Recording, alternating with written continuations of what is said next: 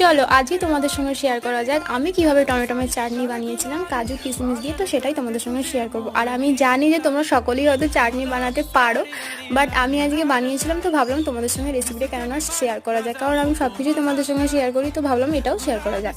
তো সেই কারণে যাই হোক, তো প্রথমেই দেখো আমি কিছু টমেটো 2-3টে নিয়েছিলাম, সেগুলো আমি আগে থেকে ছোট্ট ছোট্ট পিস করে কেটে রেখে দিয়েছিলাম। এরপরে আমি কড়াইতে তেল দিয়ে তার মধ্যে 5 ফোড়ন আর একটা শুকনো লঙ্কা দিয়েছিলাম।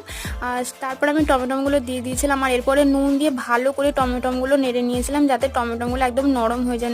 না হলে কি হয়, টমেটোগুলো একদম মানে কাঁচা কাঁচা হয়ে থাকে, ওগুলো গলতে চায় না। তো নুন দিয়ে ভেজে আগে ভালোভাবে তেলের উপর নেড়ে নিলে কি হয়, টমেটোগুলো গলে যায়। তো সেই কারণে যাই হোক, এরপর আমি হলুদ দিয়ে দিয়েছিলাম, তারপরে ভালো করে মিক্স করে ওর মধ্যে জল ঢেলে দিয়েছিলাম। এরপরে পরিমাণ মতো চিনি দেবে, তারপরে ফুটে গেলে কাজু আর কিশমিশ দিয়েছিলাম। তো এইভাবেই আমি বানিয়ে ফেলেছিলাম। তো তোমরাও শেয়ার করো যে তোমরা কীভাবে বানাও আর কেমন লাগছে অবশ্যই জানিও। টাটা।